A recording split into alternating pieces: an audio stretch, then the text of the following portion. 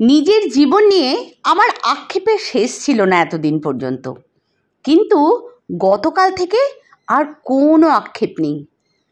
আমার এক classmate college লাইফে আমার সঙ্গে কোনো বান্ধবী ঘুরলেই এসে বলতো, ভাই তোর বান্ধবীর সঙ্গে একটু সেট করিয়ে দে।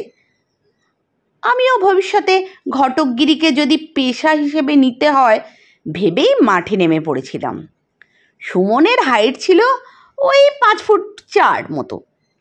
ও সাধারণ একটু বেটে খাটো মেয়ে দেখলেই বলতো, ভাই তুই তো হেভি স্মার্ট, ভালো কথা বলতে পারিস, গরিবের উপকার করলে আজ বিকেলের মোগলাইটা একেবারে পাক্কা।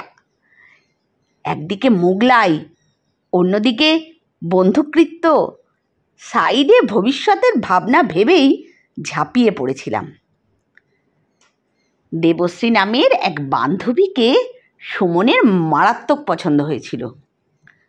দেবশ্রীকে আমি বলতেই ও অবিশ্বাসী চোখে তাকিয়ে বলছিল, কোন সুমন? ওই বন্ধু? হ্যাঁ রে অপু, আমি না তোর বন্ধু? তুই এটা আমায় বলতে পারলি?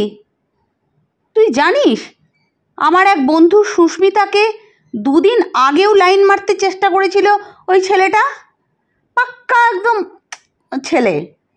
ওর সঙ্গে তুই আমার সেটিং করাতে চাইছিস? আমি বললাম, দেখ চেষ্টাও তো অনেকেই করে, কিন্তু এখনো অবধি সফল হয়নি বলেই না তোকে চাইছে। তো মার্কেটে ব্যর্থ প্রেমিক নাম হয়ে যাওয়া সুমন আবার দিনরাত বলতো, আর যাই করি লম্বা মেয়ে আমি বিয়ে করব না। আমিও জানতাম সুমন মেয়ে না পেলে বিয়ে করবে না, তবুও লম্বা মেয়েও বিয়ে করবে না। কারণ দীপা নামের একটা মেয়ের একটু পছন্দ হয়েছিল সুমনকে। কথাবার্তা বললে হয়তো ভবিষ্যতে উপন্যাস তৈরি হওয়ার চান্স ছিল, কিন্তু সুমন বলেছিল, না রে, দীপা যা লম্বা, ওকে আমি বিয়ে করব না। আমি বললাম, আগে তোকে কেউ প্রেম করে কিনা দেখ, তারপর তো বিয়ে। বলতো, শোন, পৃথিবী এদিক ওদিক হয়ে যাক, তবুও আমি লম্বা মেয়ের সঙ্গে প্রেম করব না।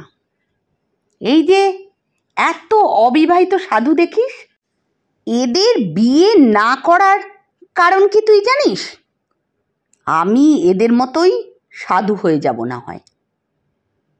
তারপর যে যার মতো ছড়িয়ে গিয়েছিলাম। বহু বছর সুমনের সঙ্গে আর দেখা নেই, যোগাযোগও নেই।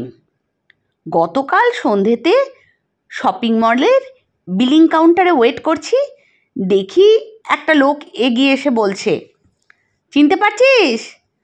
মুখটা ভীষণ চেনা, বয়স বাড়লেও আদলটা থেকেই যায়। বলল, আরে আমি সুমন রে। পাশেই ওর থেকে হাত লম্বা সুন্দরী মহিলাকে দেখিয়ে বলল, আমার ওয়াইফ। তোকে তো বিয়েতে নিমন্ত্রণ করব বলে ফোন করেও পাইনি। নম্বর চেঞ্জ করেছিস নাকি? ওর ক্লাস 6-এর ছেলে সুমনের মাথা ছুঁয়ে ফেলবে তাড়াতাড়ি। আমার চোখের দিকে তাকিয়ে বলল, অত অবাক হবার কিছু হয়নি, লম্বাদের মন বড় হয় বুঝলি। আমি হেসে বললাম, পাগলা, শেষ অবধি যে তোকে কেউ বিয়ে করেছে এটাই তো অনেক রে। তার যে উদার মন সেটা আমি বুঝতেই পারছি। দাঁত খিচিয়ে বলল, জীবনে তোর মতো ছোট লোক আর দেখিনি জানিস। আমি অম্লান বদলে বললাম, জানি বস, বিশ্বাস কর, জীবনে আর কোনো আক্ষেপ থাকলো না, মা কালীর দিব্যি বলছি। তোর কম্প্রোমাইজের কাছে আমাদের সব নস্যি। তবে সুমন যে ভীষণ খুশি আছে জীবনে, সেটা ওকে দেখেই বুঝলাম। এই তো জীবন, আমরা ভাবি এক আর হয় আরেক, তাই না বলো তো? লিখেছেন অর্পিতা সরকার। অর্পিতা সরকার মানেই ফাটাফাটি, মন ভালো করে দেয়। চ্যানেলটা সাবস্ক্রাইব করে পাশে থেকো। আর অন্যরকম গল্প হলে অবশ্যই আমাকে কমেন্টে জানিও, আমি মেল অ্যাড্রেস দিয়ে দেবো, সেখানে গল্পগুলো পাঠিও। আমরা তোমার মনের মতো করে পরিবেশন করার চেষ্টা করব।